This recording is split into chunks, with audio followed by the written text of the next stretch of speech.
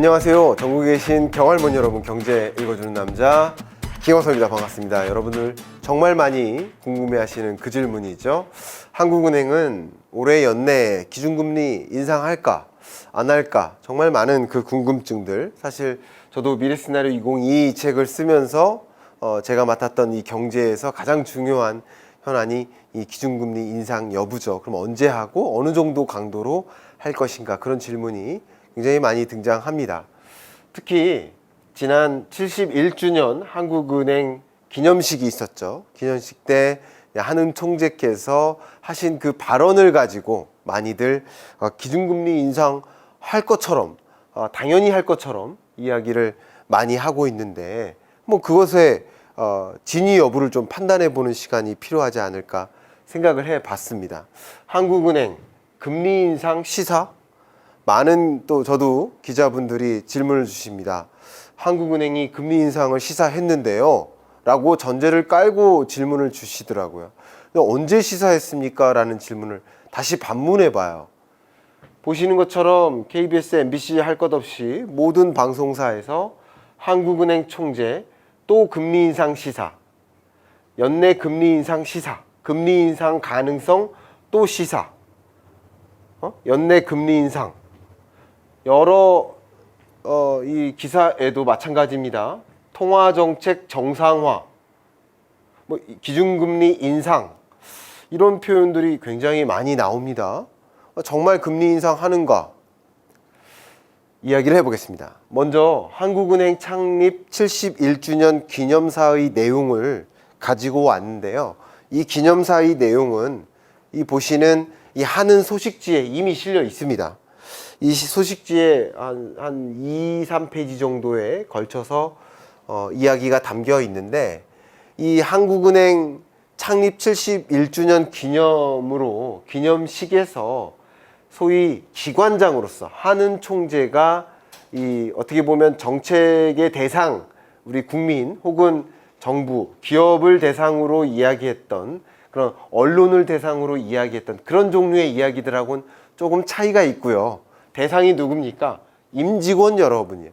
기관장으로서 기관을 구성하는 구성원들께 우리 71주년을 맞이했으니 이렇게 나아가야 합니다 라고 얘기를 했단 말이죠. 이렇게 금색으로 매 글이 시작될 때마다 임직원 여러분, 임직원 여러분 이렇게 시작을 합니다. 철저하게 임직원 여러분께 이렇게 일을 해야 합니다 라는 메시지인데, 벌써 메시지가 마치 시장에게 던져지는 것처럼 그렇게 해석을 많이 하십니다. 특히 임직원 여러분들께 하신 표현이 어떤 거냐면, 견실하게 회복세를 지속할 것으로 예상된다면, 이 단서가 있죠. 견실하게 회복세를 지속할 것으로 예상된다면, 그렇다면 현재의 완화적인 통화정책을 향후 적절한 시점부터 질서 있게 정상화해 나가야겠습니다. 지금은 비정상적인 거죠. 위기 상황인 거죠. 코로나19 위기 상황에 통화정책을 강도 높게 완화적인 스탠스를 유지하고 있는 것인데, 어쨌든 경제가 제대로 굴러갈 거라면 정상화해 나가겠다. 자, 이 표현에서 기준금리 인상을 시사한 거라고 볼 수 있나요? 저는 도무지 왜 같은 본질을 보고 달리 해석하는지 모르겠습니다. 이건 교과서적인 발언 아닙니까? 경제가 위기 상황에서 빠져나온다면 당연히 정상화, 금리 인상 하는 것이다. 그렇게 해야 되는 일이 우리 앞에 놓여진다. 어쨌든 2021년, 2022년 회복되는 경로이기 때문에 한국은행은 역시 통화 당국으로서 통화 정책을 정상화해 나가야겠습니다 라는 임직원께 한 이야기죠. 그리고 코로나19 전개 상황, 경기 회복의 강도, 경기 회복의 지속성, 금융 불균형, 누적 위험, 이런 다양한 것들을 점검하면서 완화의 정도를 조정하거나 조정 시기, 속도를 판단해 나가야 된다 라는 말씀을 임직원께 한 거예요. 그래서 어떻게 보면 통화정책 정상화라는 것만 따옴표를 가지고 기준금리 인상이라는 표현은 사실은 없어요. 이 안에 기준금리 인상이라는 표현은 없습니다. 통화정책을 향후 올해 안에 연내라는 표현을 한 적이 없어요. 견실하게 회복될 경우 향후 적절한 시점에 정상화라는 표현을 했지 연내 기준금리 인상이라는 표현은 한 적이 없습니다. 실제 11일 날 한국은행의 71주년 기념사에 핵심이 있는 그 문장을 다시 정리할게요. 경제회복세가 예상된다면 현재의 완화적 통화정책을 적절한 시점부터 질서 있게 정상화해 나가야 된다. 우리 통화당국으로서 그렇게 해야 됩니다. 임직원한테 한 표현이죠. 연내에 기준금리 인상하겠다라는 말이 없습니다. 근데 왜 연내 기준금리 인상하겠다는 말씀을 하신 거죠? 경제가 회복세가 지속될 거라면 상당하게 강도와 지속되는 그 정도도 같이 고려를 해서 말이죠. 근데 그런 말씀이 없는 거죠. 또 지난 5월 통화정책 방향 기자 간담회 때도 마찬가지예요. 미국이 완화 기조를 유지하는 상황에서 국내 통화정책을 조정하면 속도를 조절할 수 있다. 근데 언론의 해석은 뭐냐면 미국보다 선제적으로 금리를 올리겠다라고 이렇게 언론에선 표현을 한 것 같아요. 근데 이런 표현도 말 그대로 교과서적인 표현이세요. 경제학 원론, 통화정책, 경제정책, 통화정책 편 이런 원론을 보면 이런 표현들이 여러 번 나올 겁니다. 그러니까 미국이 지금 현재 완화적인 통화정책 스탠스인데 이 완화적인 스탠스에서 긴축적으로 전환하기 전에 우리가 먼저 전환하면 당연히 그 속도를 조절할 수 있는 거 맞죠? 너무나 당연한 이야기를 했을 뿐인데 우리가 미국에 앞서서 기준금리 인상한다라는 것을 당연시화하면서 기사들이 방송이나 지면 이런 기사들이 많이 나오더라고요.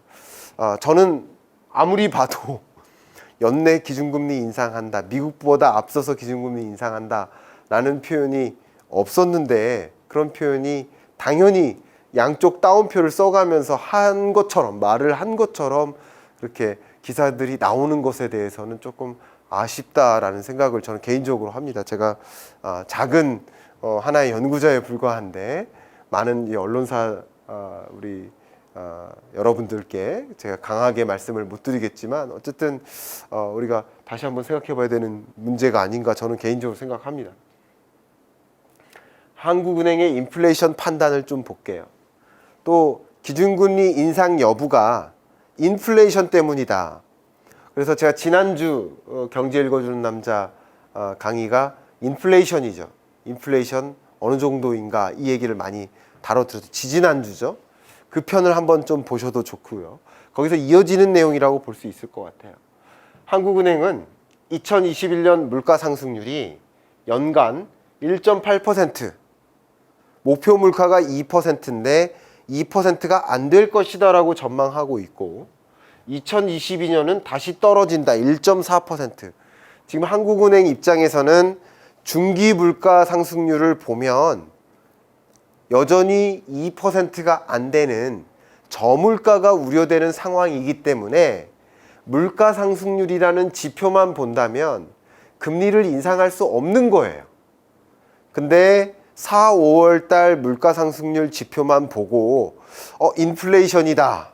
그래서 금리 인상 있는 거 아니냐 라는 어떤 기사들이 있는데 그것은 적절한 해석이 아니겠다라고 보고 있습니다. 제가 지지난주에 말씀드렸던 것처럼 이 4, 5월 달 물가 상승률은 460여 가지 품목의 물가, 가격이 작년 동월, 그러니까 2020년 4, 5월과 비교해서 전년 동월 대비 가격이 얼마나 등락했는지를 보여주는 물가 상승률이기 때문에 2020년 4분기, 2분기 4, 5월 물가 상승률이 얼마나 낮았습니까?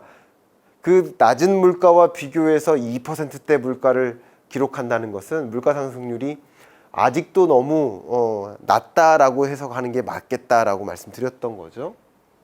그러니까 중기 물가 상승률로 보면 더 그런 거고 특히 근원 물가죠.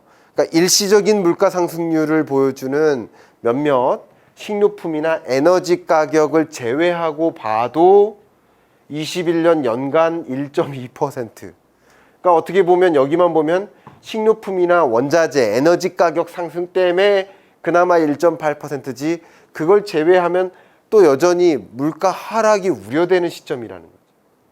농산물이나 석유류를 제외하면 1.5%. 근원 물가는 더 하향 안정화되어 있다는 거죠. 2022년도 마찬가지. 그렇기 때문에 물가상 인플레가 위협이 된다. 인플레 위협이 우리 경제에 해가 된다. 이런 표현은 어렵고 이런 표현 때문에 인플레이션 때문에 금리 인상이 있겠다. 이렇게 해석하는 것도 좀 문제가 있다라고 생각을 합니다. 기대 인플레이션을 볼게요. 기대 인플레이션은 쉽게 말해서 기업이나 가계와 같은 경제 주체들이 현재 여러 가지 정보를 바탕으로 앞으로 미래 물가는 이렇게 될 거야 라고 예상하는 거예요. 심리지수라는 거죠. 그러니까 요즘 전년 동월과 비교했을 때 국제 유가 마이너스 37달러에서 지금 70달러 엄청나게 올라갔단 말이에요. 에너지 가격뿐만 아니라 여러 원자재 가격도 마찬가지. 실제 경제가 회복되는 경로 속에서 완제품 가격도 오르고요. 가격 전가 능력이 있는 기업들을 중심으로 완제품 가격도 오르죠.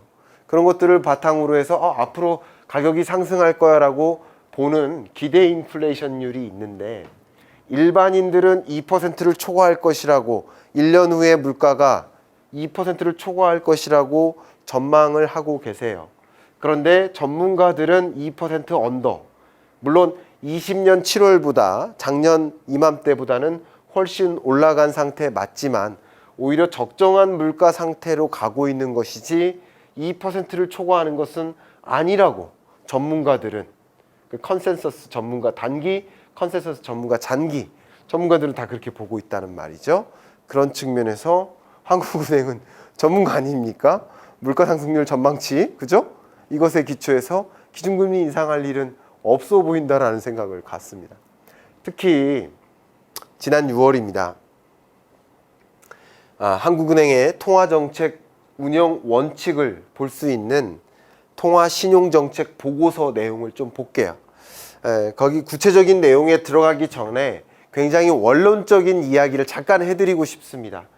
매우 원론적인 이야기가 목표 안정 물가 안정 목표제, 한국은행의 기준금리 의사결정의 그 제도는 뭐냐면 통화정책의 핵심 목적은 뭐냐면 물가 상승률을 2% 소비자 물가 상승률을 2% 기준에 맞추는 것이다.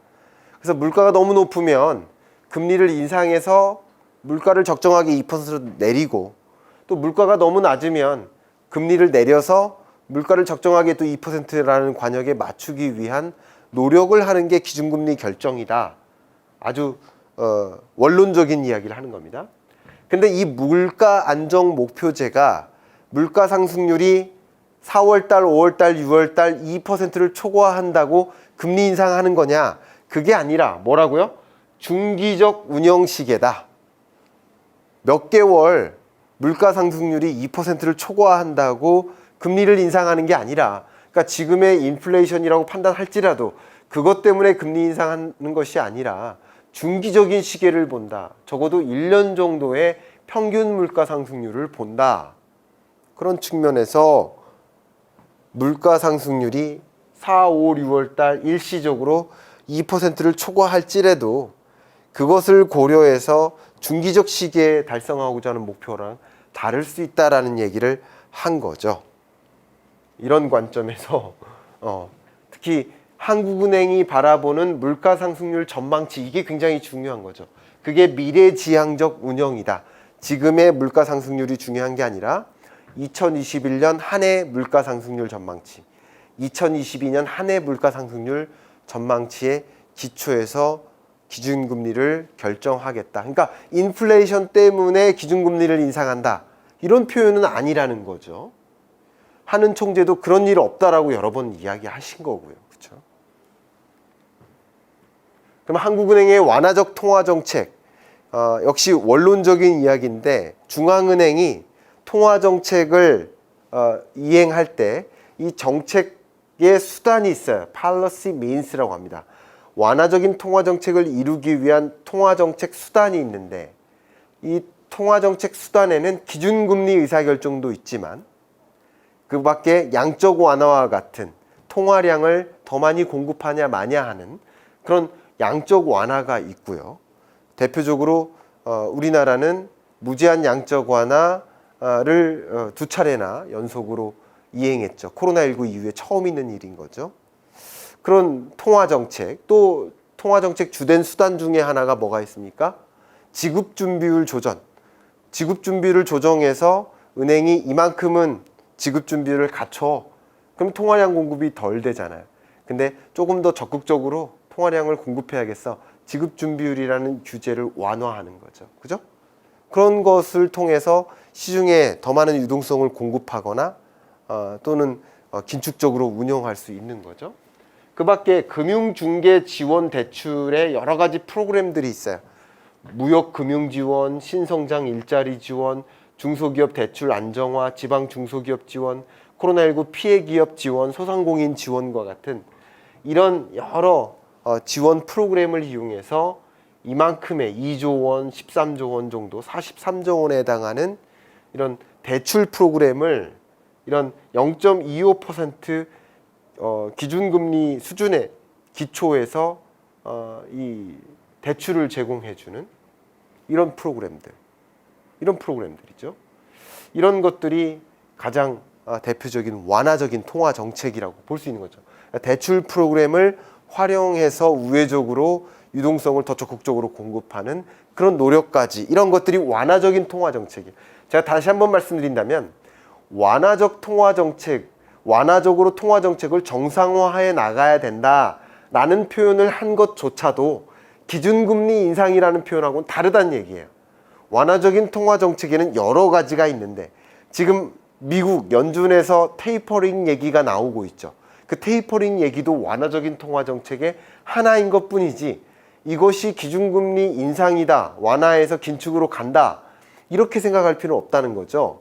연준이 한 달 동안 통화량을, 유동성을 공급하는데 1,200억 달러를 공급해요. 그런 쿼너테이티브 이스를 추진하다가 1,200억 달러를 아마 1,100억 달러, 1,000억 달러 이렇게 조금씩 점진적으로 완화해 나갈 거예요. 이런 걸 테이퍼링이라고 하죠. 근데 여전히 완화적 통화 정책이라는 거죠. 그것마저도. 말씀드린 대로. 그러니까 완화의 정도와 긴축의 정도를 보여주는 여러 가지 지표들이 있을 텐데 우리나라에서 가장 대표적으로 사용되는 그 완화적 통화 정책이냐 긴축적이냐 스탠스를 볼 수 있는 좋은 잣대가 금융상황지수예요. 이 금융상황지수를 최초에 만들었을 때가 2000년대 초였나 그래요. 1990년대였나 그래요. 그때 그 신용 총량이나 자산 가격이나 금리나 여러 가지 지표들을 활용해서 완화적인 스탠스냐 긴축적인 스탠스냐라는 것을 판단하는 것인데 기준금리 하나만 가지고 얘기하는 게 아니라는 거죠. 그래서 앞에서 통화정책을 완화적으로 정상화할 수 있다라는 표현을 했지, 완화적인 통화정책에서 좀 정상적으로 긴축적으로 전환할 수 있다라는 이야기가 기준금리 인상을 당장 대변하기도 어렵다는 거죠. 그러니까 여러 가지 논리에서 이 언론에서 이 긴축적으로 전환된다라는 표현을 당장 할 것처럼 연내할 것처럼 그리고 기준금리를 인상하는 것처럼 이렇게 이야기를 하는데 그것은 제가 보기엔 조금 너무 성급한 판단이시지 않을까라는 생각이고요. 어쨌든 지금은 극강의 완화적인 스탠스예요. 근데 이 스탠스를 줄여나갈 수는 있겠죠. 1,200억 달러를 공급하다가 1,100억 달러, 900억 달러. 근데 여전히 완화적인 거죠. 0까지는. 그러니까 긴축적으로 전환되기에는 상당히 더딘 시간이 걸리고 제가 누차 여러 강의에서 말씀드렸듯이 2021년 연내에는 설사 기준금리 인상이 있을지라도 여전히 완화적인 스탠스에 가깝다라고 말씀드리고 싶고요. 총괄적으로 여러 가지 통화 정책을 다 같이 총괄적으로 총합이 긴축적으로 전환되는 것은 2021년 내에는 어렵지 않겠느냐, 뭐 있을 수도 있겠지만 정말 갑자기 정말 코로나19 종식이 선언되고 뭐 엄청나게 폭풍 경제 회복이 진전되고 이러지 않는 한 연내 기준금리는 인상은 어렵지 않나. 테이퍼링은 있을 수 있고 이 통화정책 통화량 공급량을 축소해 나갈 수는 있겠지만 몇몇 통화정책을 조금 더 긴축적으로 전환해 나갈 수 있겠지만 그 완화적인 스탠스가 여기서 갑자기 여기로 가는 게 아니라 조금씩 완화의 정도가 줄어드는 그런 느낌으로 갈 것이다 라는 것을 말씀드리고, 미래 시나리오 2022에 있는 기준금리에 대한 제 스탠스를 이렇게 강의로나마 이렇게 전해드릴 수 있는 시간이 된 것 같습니다. 이상 이번 주 경제 읽어주는 남자 마무리하도록 하겠습니다. 감사합니다.